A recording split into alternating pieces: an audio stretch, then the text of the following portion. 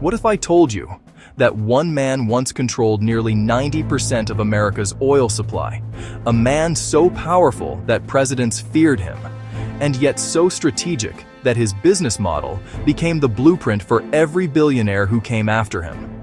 This is not just a story about oil, it's the story of John D. Rockefeller, the man who turned black gold into an empire of unimaginable power. Welcome to the Rockefeller Blueprint. The year was 1839. America was expanding, ambitious, and restless. In a small house in Richford, New York, a boy named John was born, quiet, methodical, and fascinated by numbers. By the time he turned 20, Rockefeller had one goal: to make money, and to make it honestly. But when oil was discovered in Pennsylvania, everything changed. It was chaotic. Hundreds of wildcat drillers, explosions, and spills. Everyone wanted oil, but no one knew how to refine it efficiently. Rockefeller saw an opportunity where others saw confusion. Rockefeller wasn't the richest man when he started, but he was the smartest strategist in the room. He realized that the fortune wasn't in finding oil, it was in refining it, transporting it, and controlling every step of the process. He formed Standard Oil in 1870, a company built not on chance, but on control. He negotiated exclusive deals with railroads, bought out competitors quietly, and reinvested profits with military precision. Within a decade, Standard Oil became a machine, efficient, ruthless, and unstoppable. By 1880, Rockefeller's company refined more than 90% of America's oil. He didn't just dominate, he orchestrated. Every barrel that left a refinery, every shipment that reached a port, passed through his network. To many, he was a genius. To others, a villain. To Rockefeller, he was simply organized.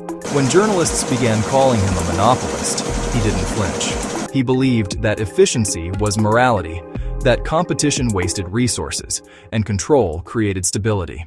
In 1911, after decades of dominance, the U.S. Supreme Court declared Standard Oil an illegal monopoly.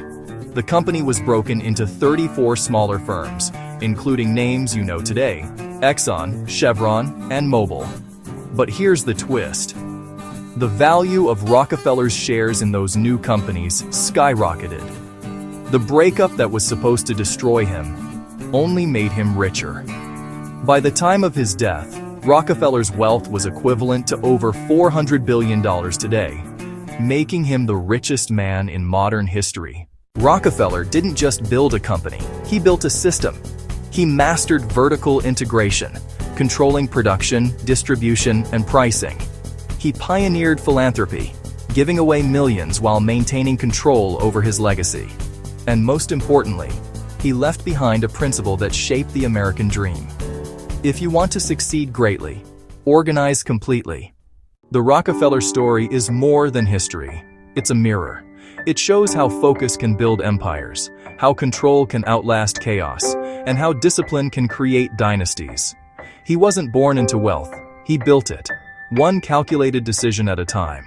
In a world obsessed with quick success, Rockefeller's blueprint reminds us, wealth isn't built in noise, it's built in order. And true power lies not in owning everything, but in understanding how everything connects. You've just explored the Rockefeller Blueprint, the untold story of how one man built America's first great empire.